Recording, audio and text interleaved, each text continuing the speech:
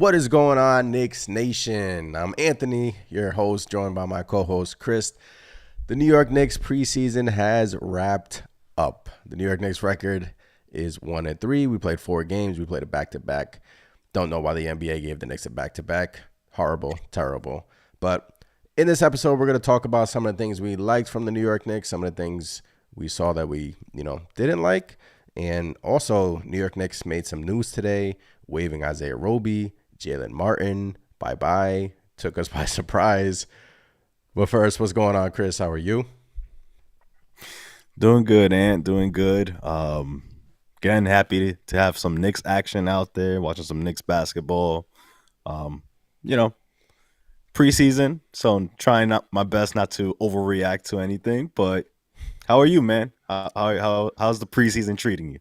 I'm good. It was treating me good. Yesterday's game was cool to see the young guys start. Obviously, most of the starters weren't playing against the Boston Celtics in yesterday's game. Tonight was kind of a up and down game. Looked kind of sloppy from start to finish. You had a player come into Madison Square Garden and score over 40 points again, which we don't like to see. Man. Jordan Poole looking like literally Michael Jordan on the court. But Chris, preseason is wrap. I guess we could start off with some of the things we liked. I guess I can go first. Some of the things I liked was, the first 2 games we saw, some of the fluidity of the Knicks offense. And also we saw Dante DiVincenzo coming in off the bench and him providing that spark that we have the spark with Josh Hart, but him along with, Dante and Immanuel Quickley off the bench is just going to make our bench unit even more deeper. And I just love what I saw from Dante, man. We didn't know what we were going to expect from him. Like, I thought that he was a good defender, Chris, but I didn't think he was, this good. And a couple of games ago, he knows how to guard his man one-on-one. He's very elite. He has elite ball skills. He can shoot the rock. And you can see why the New York Knicks made it apparent to bring him to New York, other than the fact that obviously he's close with Jalen Brunson and Josh Hart. But look, I like what I saw from Dante. And if we're going to get him coming in off the bench, shooting 39 to 40% from downtown, as long as, he stays healthy. Obviously, health is an issue in his career. But, Chris, I love what I'm seeing from Dante. And he played tonight. He's played in the back-to-back. He played yesterday and he played tonight along with Mitchell Robinson and Quentin Grimes. So, we got a week off until the regular season starts. But I just wanted to give some love to Dante DiVincenzo. I like what I'm seeing from him. Yeah, I agree. I think Dante is one of the bright spots. I mean, I know the shot will come. I'm not worried about his shooting per se in the preseason, but for every reason you said, he just seems to fit right in, and yeah, he's surprising me with his defense as well. I didn't know he plays a bit aggressive at times. He goes for steals, things of that, but he gets it, and to me, that's gonna be huge for us. He fits right in there with Hart, with Grimes, and like you said, obviously has ties to Jalen Brunson and whatnot. But I think the biggest thing for me that stood out in the preseason was that Celtics game where our bench went toe-to-toe with the Celtics starters. Mm-hmm. And, I know there was an article out there, I forget by who, that said that it was like a massacre almost, but in a 13-point loss. But, I mean, I really like the way our young guys played. You had Deuce McBride showing off a bit, showing that he's growing, man. He's hitting his shots now, and hopefully that's something that continues to happen. And more importantly, Grimes, Quentin Grimes showed out, had over 20 points and basically did what we've wanted him to do, and that's get the opportunity to get more touches, attack the basket, shoot the ball the way we know he can shoot it. And I know we didn't see too much of that, tonight, but it was nice to see it against that Celtic squad. Ditto. Quentin Grimes during the Celtic game yesterday shot 7 to 12 from 3, 22 points, 3 assists, 2 rebounds. Deuce McBride also had a great game, 16 points, 4 steals, 6 assists from Deuce McBride. I piggyback on the Dante DiVincenzo. What I like to see, what else I like to see, what else I'd love to see this preseason was Deuce McBride and his growth. It seems like he took another step.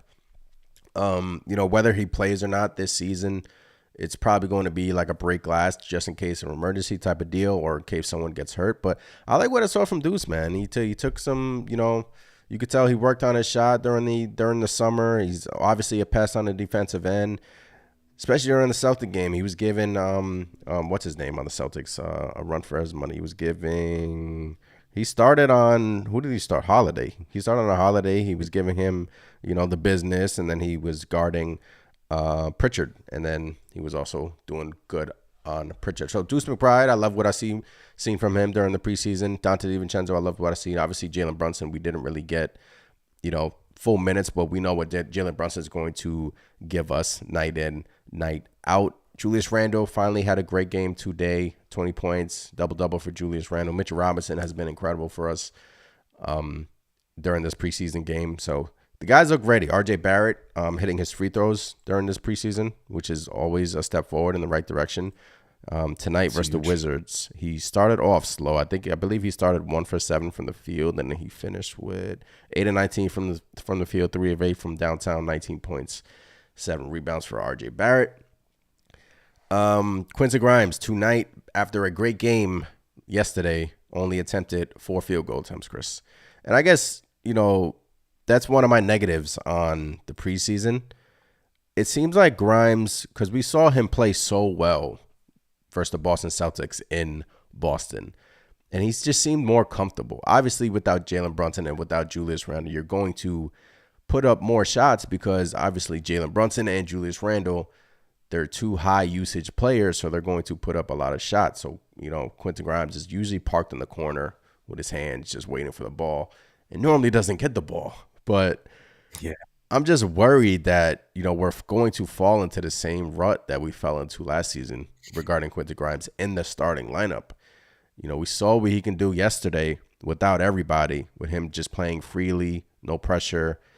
4 field goal attempts for Quentin Grimes tonight, Chris, and I believe the first game he had 7 field goal attempts. And this was the issue that we brought up, and I don't like it. Hopefully it doesn't translate into the regular season. But what are your thoughts about Quentin Grimes and that whole ordeal? Yeah, I mean, I was kind of surprised that he was actually playing in this game, considering he played the Celtics game and whatnot, with it being a back-to-back and all that. But yeah, I mean, we all want Quentin Grimes to get more shots, but it seems like you said, it seems like he's more comfortable with that bench unit. I don't know if maybe it's just that he doesn't have to, think about deferring to Julius Randle, to RJ Barrett, to Jalen Brunson, because I could see how that, can get a little bit dicey in a sense. But, do we start talking at this point? Should Quentin Grimes come off the bench, and should somebody else take his spot in the starting unit? It's We're not there yet, but I see it. Yeah. I hope it doesn't become like an Obi thing almost, where you're like, oh man, Grimes needs more shots. But, dude is in the starting lineup and can't get more than like 4 or 5 shots a game. And like I said, back to the Celtics game, he clearly showed he can knock down these shots at a high rate, given the opportunity to take them. And, our second unit against the Celtics in the preseason, they were looking for him. Yep. So it's interesting. I mean, I just feel we're leaving points on the board there when it comes to Grimes. To be fair, Grimes did get into foul trouble tonight. I think in the first quarter he had 3 personal fouls, so it kind of threw him off his game a little bit. But yeah, man, I just I've been waiting for the breakout. We've been waiting for the breakout for Quentin Grimes. Obviously, we saw it last game what he's capable of, and I'm just hoping that he doesn't fall into this rut of 5 field goal attempts, 6, 7 field goal attempts a game from your starting shooting guard. I've been preaching, all summer that I want him to shoot at least 5 threes a game. To be honest, Chris, he should be shooting more threes than RJ Barrett. Yes. He's attempting 4 threes tonight. RJ Barrett attempted 8. That number should be flipped. Quentin Grimes should attempt 8 threes and RJ Barrett should attempt 4 threes. It should be flipped. I mean, who's the better shooter? It's logic. What's the obvious? What's the obvious answer here? Quentin Grimes is the better shooter. RJ Barrett is not the better shooter. And there's times when RJ Barrett forces it. Don't get me wrong, and there's times when he's open. Yeah. So shoot it if you're open. I get it. Shoot it if you're open. But I want to see RJ lessen his 3-point attempts a game, and I want to see Quentin Grimes. I want to see at least 7 threes a game. Like seriously, he could do it. Yeah, he definitely can do it. And I mean, I have a hard time, you know, processing the thought that Tibbs is out there saying, "Okay, RJ, let it fly," and telling Grimes, hold on to the ball, swing it. You know, like you said, I think RJ just at times he just, if he's open, yeah, shoot it, but he forces it at times. And I think Grimes is a bit of the opposite, where maybe he's just like, you know what, let me pass this, let me not take this shot, let me see if something better comes about it. But I think that's also on Grimes too, to an extent, right? He needs to be aggressive, assert himself more, and just take those shots that he's always capable of making.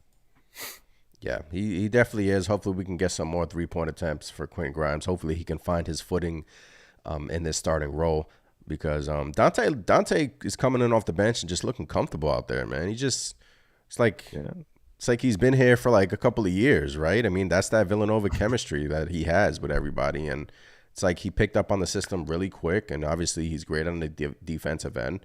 So obviously those two are going to flip flop a lot. Obviously with Immanuel Quickley as well. So PL in the chat says Quentin Grimes should be shooting 12 3-point attempts minimum a game. Hey, PL, man. I mean, I agree. 12 is a bit much, but we get the point. Like, because Grimes has the ability to shoot 40% from 3. He shot, 38% last year? And it's just him and RJ Barrett. Quentin Grimes should be shooting more threes than RJ Barrett. It's just, I mean, you can ask all the analytic folks, and RJ Barrett shoots well from the corner pocket. He shoots well from the corner 3, and Quentin Grimes does as well. But RJ Barrett and Quentin Grimes, they should be flip-flopping in terms of 3-point attempts per game. Chris, anything else that you saw that stood out to you during these 4 preseason games? We saw a lot of what was it? We saw a lot of the 4-man great, the 4-man and Jericho Sims. We saw a lot of Jericho Sims and Isaiah Hartenstein and Jericho Sims and Mitchell Robinson. What are your thoughts about that? I don't know what to think about that. We saw a lot of Jericho Sims at the 4. I'm not sure if I even really like that too much. At times, yeah, he played with Mitch and obviously with iHeart. I don't know. I don't know if that. I mean, we all have our thoughts that. We're thinking Josh Hart's going to play the majority of the backup power forward minutes, right? And I guess you can probably slip in Jericho Sims there. I just don't see how it works on the offensive side of it. Jericho Sims, it's not that he can shoot or anything like that. He's more of a inside the paint presence. I mean, what are your thoughts? I think it might work with iHeart, but only if iHeart is stretching the floor, which we did see him taking a couple of 3-pointers. So you think maybe that's something Tibbs has up his sleeve? Maybe just have iHeart go out to the perimeter at times and leave Jericho in the paint? Yeah, it could be. We saw iHeart attempt a lot of threes this preseason, but we also saw that last year, and it didn't translate into the regular season. I want to see iHeart attempt threes because he's capable of doing it. And look, against the Boston Celtics last game, they legit have 5 players on the court at all times that can hit a 3-point shot. So the big man unit of Sims didn't really work against Boston. I don't like it, man. I don't like Sims, and I don't like him paired with a big because Sims is limited on the offensive end, and it just limits our ability to spread the floor. And if you're going to put Sims out there, in case like a Josh Hart is hurt, because obviously Josh Hart is going to fill that role. But, we saw him experiment with it a lot this preseason. And probably most of the fact due to that Josh Hart was, out. Obviously, the guys played in FIBA. So, but I didn't like it. And it's interesting because the New York Knicks waived Isaiah Roby today. So that seems like they're comfortable in Josh Hart playing the 4. And, I'm cool with it. But regarding the Sims and the Isaiah Hartenstein front court. I didn't like that, and it just looked weird. It felt funky, right? It did. It didn't feel like everything was smooth on offense. It just felt, I don't know. It just felt kind of clunky to me. Yeah, I think that's the perfect word to describe it, clunky, because look, I know Jericho Sims, he's a good player. I mean, he's still developing and all that, but he's a backup center in my opinion. Putting him at the power forward spot, even though he's an undersized center, he makes up with his bounce and all, but it just didn't look right. I mean, again, this is where you kind of miss an Obi Toppin, right? I would feel a lot better with a more traditional power forward. I would too. I would feel a whole lot better, but the Knicks decided to go this route, and there was a bunch of articles this summer saying the Knicks feel incomplete, and it still does kind of feel incomplete. And Yeah, I because agree. we have a lot of guards, and we're very thin in the front court. I just did there's going to be some matchups where that's not going to work. Josh Hart guarding the four, like versus the Boston Celtics, that's going to be tough, Right. man. It's going to be interesting who the Knicks, throw out or Porzingis. I know they're going to throw Mitch at Porzingis, but Al Horford, if the Celtics are going to, pair Porzingis with Al Horford, that's going to be, kind of tough. And hey, wait and see approach. But regarding the Sims, I like what I saw from Sims. I just didn't like the front court of Right. the way he was being used. I mean, no, this is no slight at Jericho Sims because No, no, it no is what way. it is, right? Yeah. But Yeah, Sims was go ahead. solid out there. Yeah, Sims was solid out there. He gave the hustle. He was able to board. He does all the things that Jericho Sims does. Catch the crazy lobs. Like you said, no slight against Sims. It's just getting put at that four spot just didn't seem right. But we'll see. I mean, it is Julius Randle who will be there majority of the minutes. yeah. Mostly what 10, 15 minutes at tops. We'll need somebody to back him up. So maybe it'll work, but You are I have banking my on you are banking on I have Julius my Randle doubts. staying healthy for the majority of the season. Exactly, So exactly. if one of them goes down, that's gonna be tough, man. That's gonna be really tough. But what are your thoughts about the Roby and the Jalen Martin? Getting waived today. It was weird because Roby actually played okay versus Boston yesterday, and the news came down this afternoon that he got waived, and I was like, oh, well, that's weird. Now we have what, 2 or 3 open roster spots. So Yeah, I don't know. What are your thoughts about that?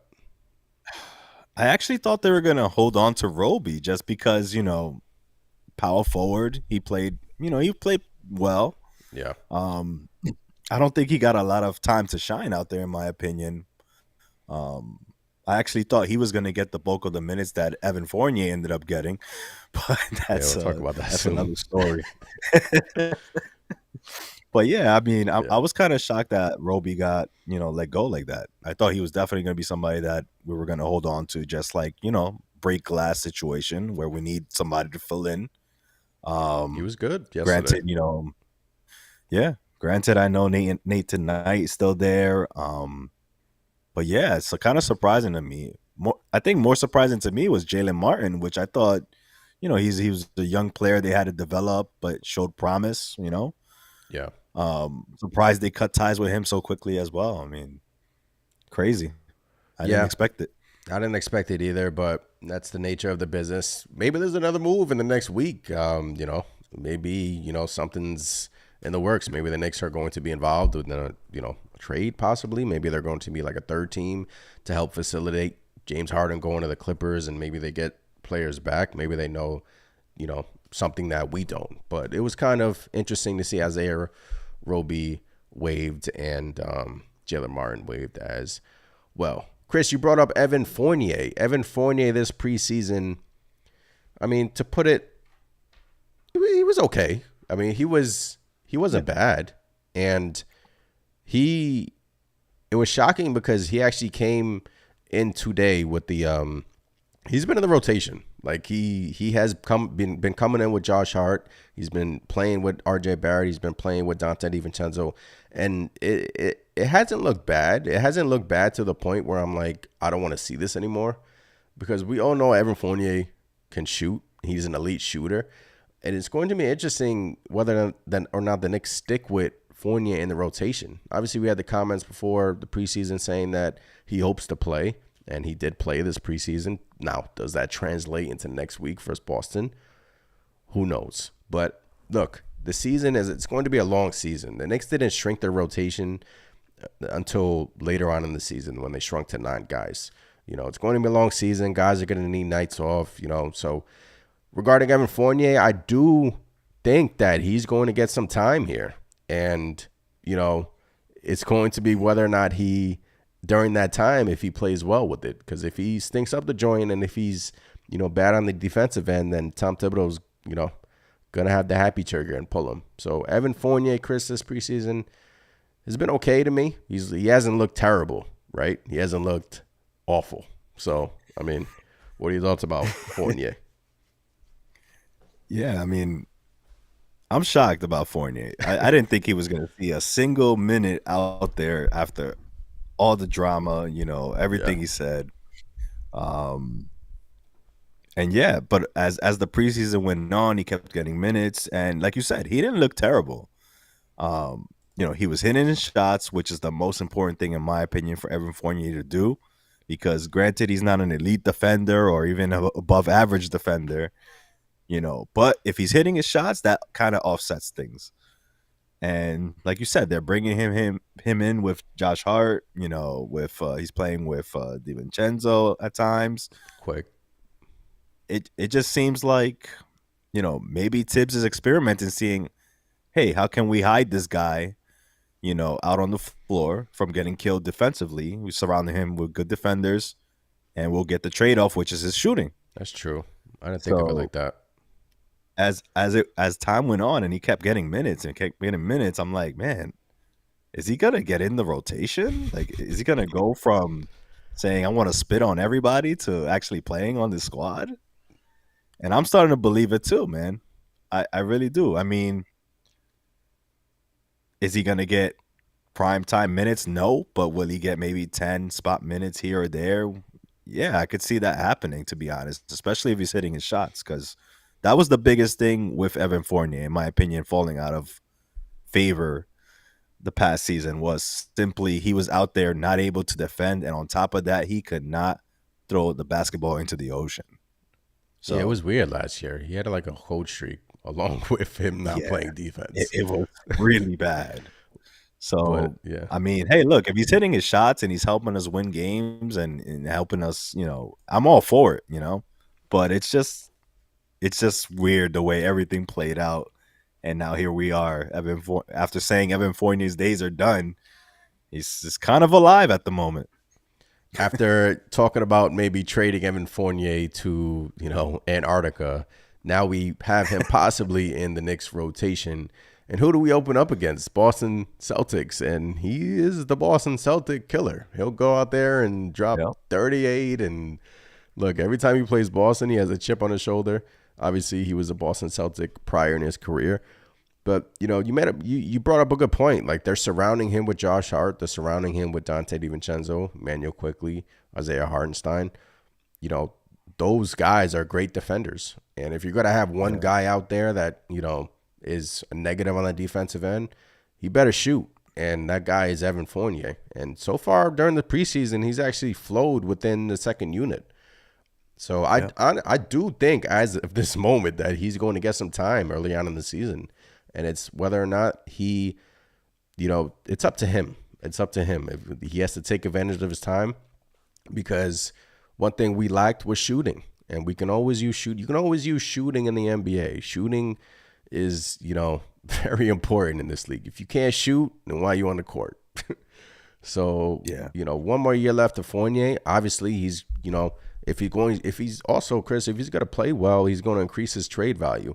And that contract is, kind of like I wouldn't say a valuable contract, because it's an expiring deal. So teams around the NBA are going to look at that thing and be like, hey, we could use a Fournier, we can use a veteran presence, but also it's expiring. So it'd also be a hot topic during the trading deadline. And if the New York Knicks have Evan Fournier playing well in December, January, he's going to be a hot name on the trade market come February. So, it's no good to just have him sit at the end of the bench and just rot. I mean, Yeah. why not just see how he flows with the guys that you just mentioned? And I liked it. I didn't hate it. I'm willing to give it a chance. I guess this is what I'm trying to tell you, because Yeah, I mean, I'm willing to give it a chance, and Knicks fans should be willing to give it a chance as well. like I said, if he's helping us, get points, put up points, winning games, furthering the cause, I'm all for it. Did he say some crazy things? Yes, but yeah, everybody makes mistakes, right? Yeah. I'm sure he did not think he was going to be on this team either, um, especially now at the end of preseason. But yeah, man, I think he can help. Especially with shooting, like you said, every team in the NBA could use shooting, and even when they have shooting, they want more shooting. So Yeah.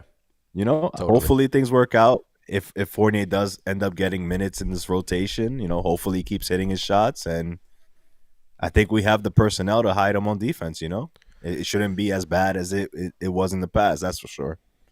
Yeah, it shouldn't be. So we'll see regarding Evan Fournier.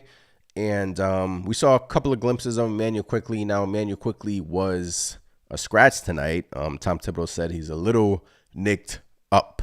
Those were the quote. Those were the words of Tom Thibodeau. Immanuel Quickley and the New York Knicks, I believe they have 5 days left into the deadline to sign an extension.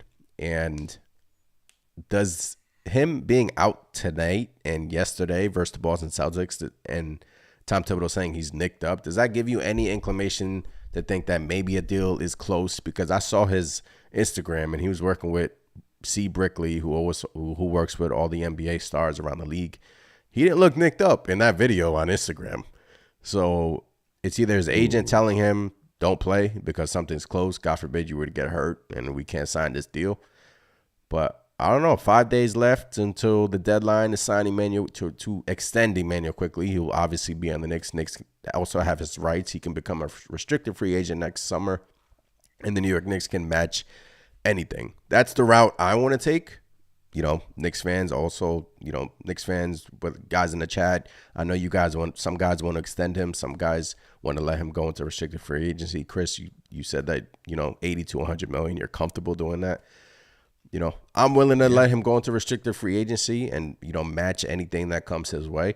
But what are your thoughts about IQ being a little nicked up tonight? And, I don't know about that. Nicked up, right? I don't know about that either, man. Yeah. I think something is brewing. I think talks are in progress or have been in progress for some time now. They got to be close, in my opinion, and they probably just, like you said, agent probably like, hey, take it easy. It's preseason. We don't need to get hurt right now.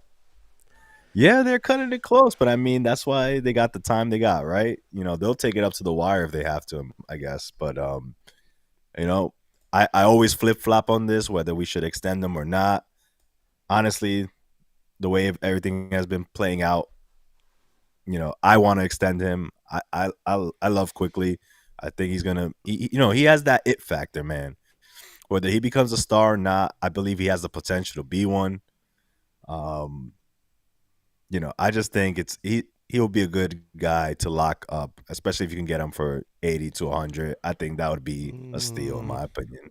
It would be, man. I know he's undersized, but with the defense and the offense, which he's only getting better and better, man. Oh man, I that's somebody I want to lock up, man. I agree. Cameron in the chat says, I hope this is just preseason and the Knicks are not this bad during the regular season. Cameron in the chat, man. Yeah, we just spoke about the bad game that was tonight, allowing Jordan Poole to go into Madison Square Garden and drop over 40 points in a preseason game. I don't even think he played in the fourth quarter as well. 3-point defense is a problem, man. I have some numbers here. Let me just throw this out right now. Team shot 75 of 193 from 3-point land in the preseason against the Knicks. That is 39%. That's not good. 23 of 52. Boston, the first game, shot 12 of 48, then 20 of 48, then 20 of 44. 3-point defense is still an issue for this team. and they gotta get that cleaned up, man. Regular season is coming fast, and Boston loves to shoot the three. They're going to take at least 40, 40. That's the NBA. Everyone's going to take at least 43s a game. But Cameron, man, always appreciate you in the chat. Ashley in the chat says we should extend him and use him as trade bait. That's the thing, Ashley. If we extend him, I believe he has a poison pill in his contract. So my whole thing is don't extend him. Keep him on the team. You know, you can still use him. You can still use him as trade bait. It depends who's out there. Obviously, you don't want to trade Immanuel Quickley unless it's for like a bigger fish. I'm not trading him for, you know, a lower echelon player in the league. It'll have to be in a package for like a Joel Embiid or something like that, right, Chris?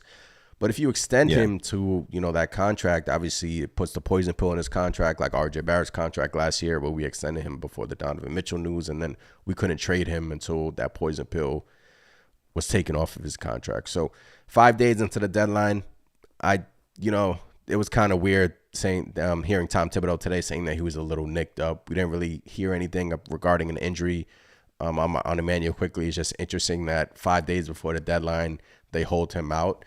So I do think something is possibly close there. And I guess we just have to wait and see until if something comes about it, right? I mean, that's all we can do.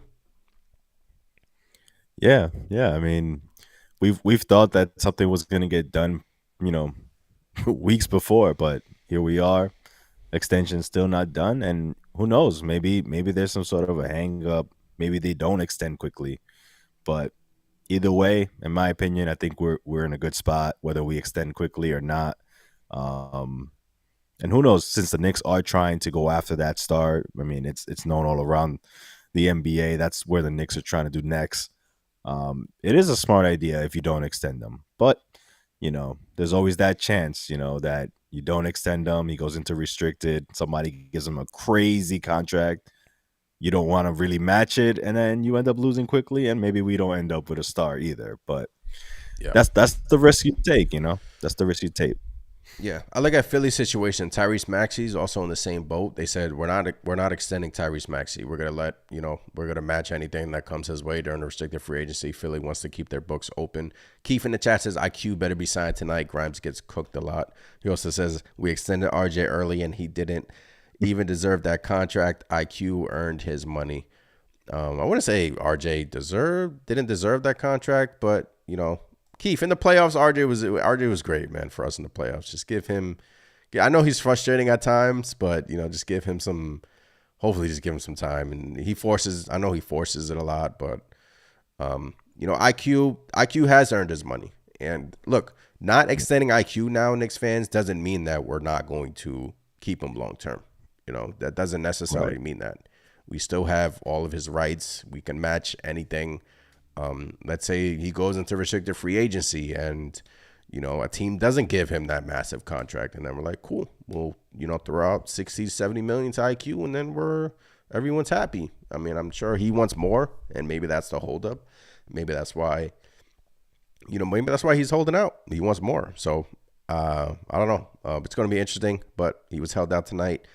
And yeah. Appreciate every single one of you in the chat. Hit that thumbs up button. Don't forget to subscribe. Come join us here in the chat. If you're listening to us on Apple or Spotify, please follow the podcast channel. Cameron in the chat says, why were they better last season with 3-point defense?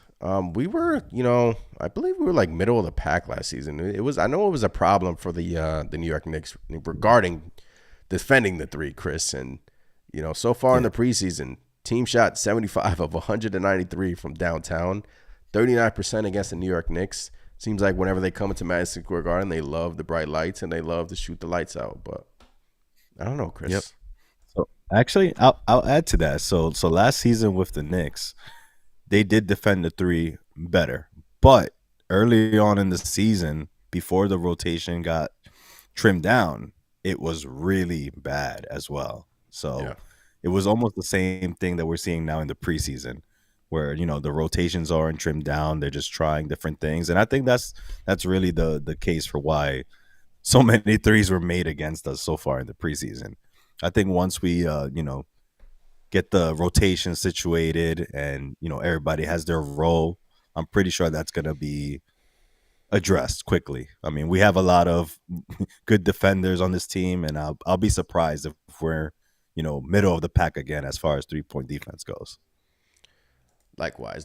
Some things to clean up. It's just preseason. Everyone just calm down a little bit. I know we weren't up to our standards, but don't forget some guys are just coming back from FIBA, and Julius. It's nice to see Julius Randle tonight. Back to his scoring ways and back to his rebounding ways. So preseason was fun, Chris, and I guess we can touch on some quote unquote rumors now. There was a report that I think who was it? Bondi said that Tom Thibodeau deserves an extension. Is that right? He said that Tom Thibodeau deserves an extension. And, Yep. We can get it to Tom Thibodeau. Obviously, he has been, good for us. He's changed the culture. He's been a rock for us. Can he be stubborn? Yes. Can he, can he make you want to pull your hair out? Hell yeah. But does he deserve that extension is the question. And I guess you can go first and I'll touch on this. Does he deserve an extension? That's a tough one, man, because I love Tibbs. I love what he's done here. Great defensive coach, but part of me kind of wonders what it would be like with another coach who would kind of scheme a little bit more as far as offense goes. I mean, I know the Knicks had a good offensive rating, don't get me wrong, last season and all that, but sometimes you want a little bit more creativity, running shooters off of screens, things like that. It makes you wonder, So does Tibbs deserve an extension, in my opinion? I guess that really depends on what happens this season, right? I think you kind of have to let this season ride out, see if you get more of the same, which I guess wouldn't be too bad considering how good we did last season. But I think there's going to be a certain point in time where you have to make a change, and not because Tibbs is a bad coach or anything like that, but just because you need to get to that next level, right?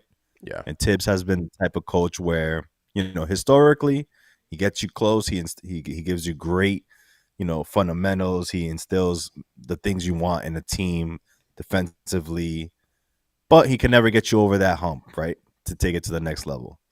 So, I think we have to wait and see. But what are your thoughts? If you were to get technical, does Tibbs deserve an extension? Yes, he deserves an extension. Do I, Anthony, want to give him an extension? No, I do not want to give him an extension. Look, he has come here. He's changed the culture. He's been great for us, man. This is no slight at Tibbs. He's been, it's been great, man. Last year, second round of the playoffs, everyone pretty much took steps forward. Quickley took steps forward. RJ took a step forward in the playoffs, and you can point. You can give the player props as well, but you can also point at the coaching staff too, man. These coaches have a say in that as well. So does Tibbs deserve an extension? He does, but will I give him an extension? No. I just feel like give it another year. We'll see how we fall at the end of the season, and we'll just reconvene after that. But that was just from Stefan Bonny. Stefan Bonny said that he thinks that Tom Thibodeau deserves an extension. So Chris and I just wanted to touch on it. He's been great for us. He's been, solid, but I just want to see some fresh blood in here. I've given my thoughts multiple times about this, and, maybe that new coach is on the New York Knicks coaching staff right now. Johnny Bryant, cough, cough. Keep preaching about him. Yep. So Ashley in the chat says, give Tibbs a bonus, a Rolex, but no extension. Comment of the night, Ashley. Comment of the night. You like that, right?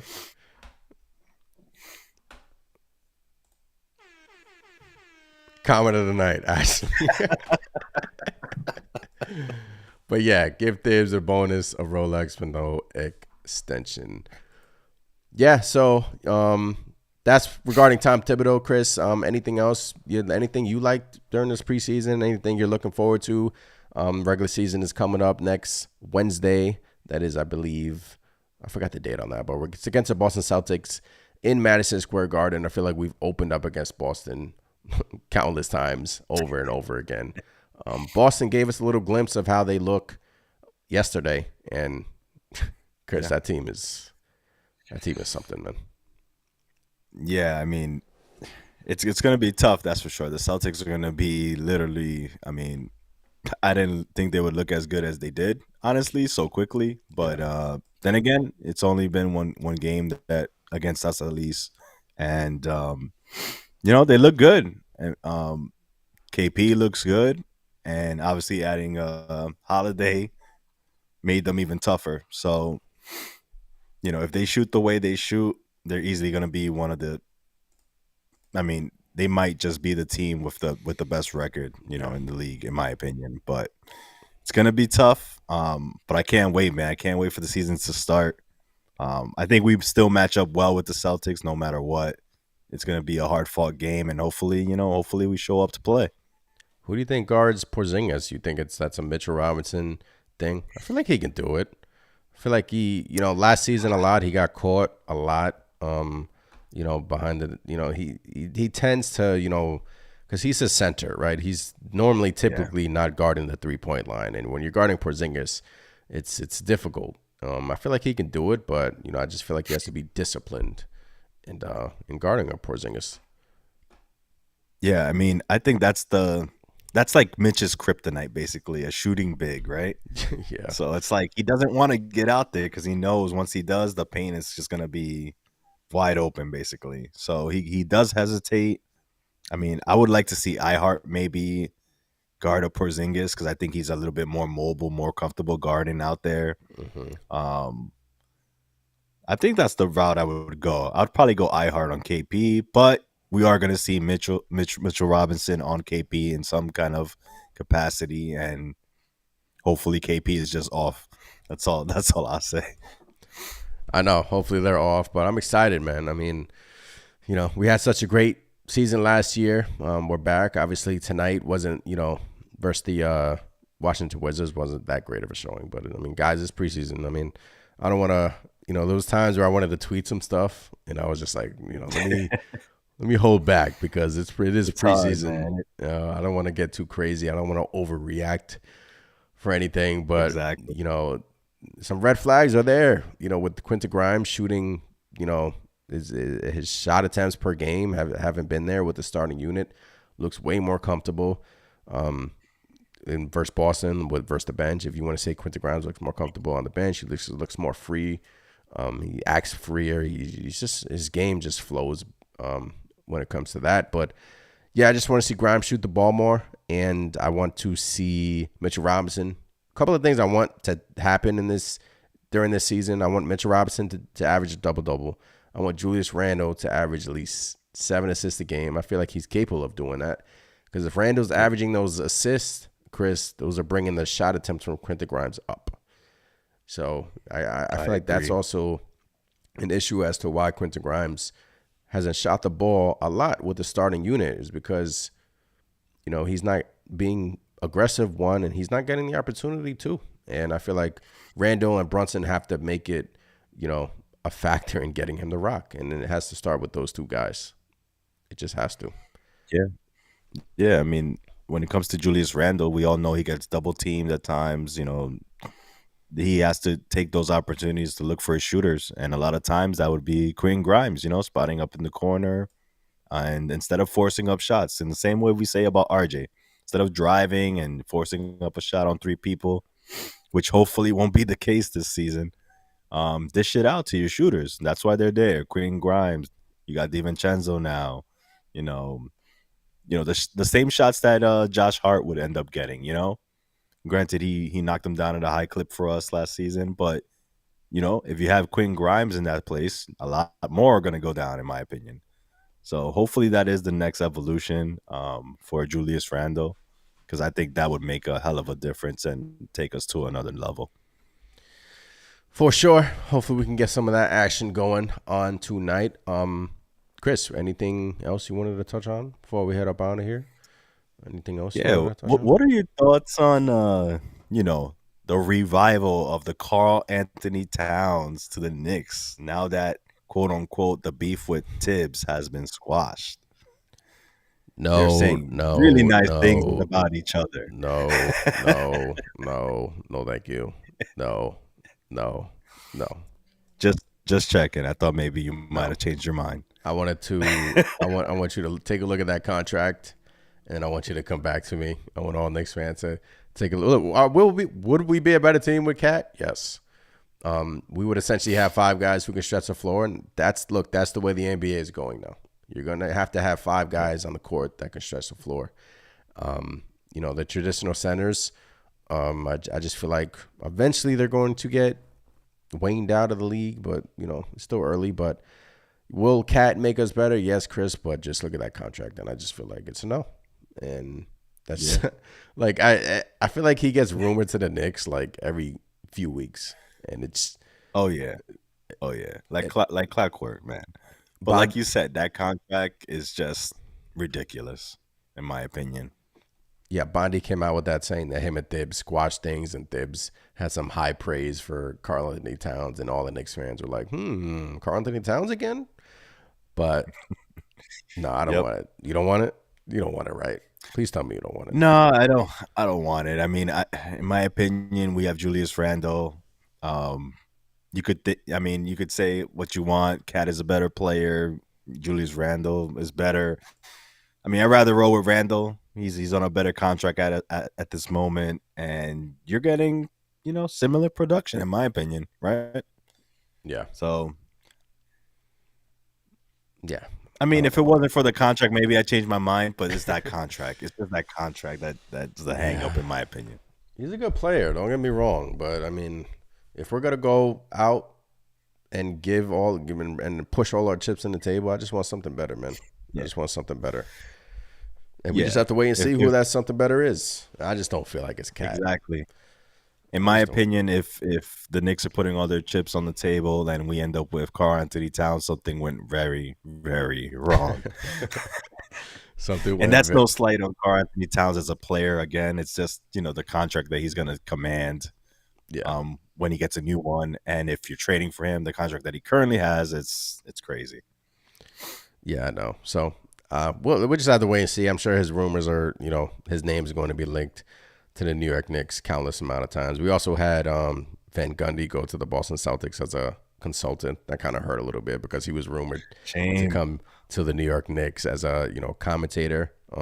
We have Mark Jackson. I mean, there's rumors that I think it's confirmed, right? Mark Jackson's going to be in the booth with Mike Breen for a couple of games this season. That should be kind of fun. Yeah, I think he's going to be filling in a couple times. I think that's great. Would have loved to have him and Van Gundy, but I guess we can't have it all, right? Yeah, we can't have it both ways. But Van Gundy went to the dark side. He went to the Boston Celtics. We already saw him over there. But hey, it is what it is. I'm just excited. The season is almost here, Knicks fan. The season is coming to a theater around the corner. Right around the corner. And we will be Boston opening night, and it will be glorious. Evan Fournier will drop 20 off the bench, and Knicks fans will explode. So I'm looking forward to that for sure. Going to go ahead and wrap this up. If you're new here, please hit that thumbs up button. Subscribe to the channel as always. And this was fun, man. We'll catch you next time. We'll catch you when the season starts. If some news pops off, Immanuel Quickley extension gets done, we will be right back on here talking about it. So from Anthony, that is Chris. As always, it is Let's Go Knicks. We'll catch you next time. Peace. Peace.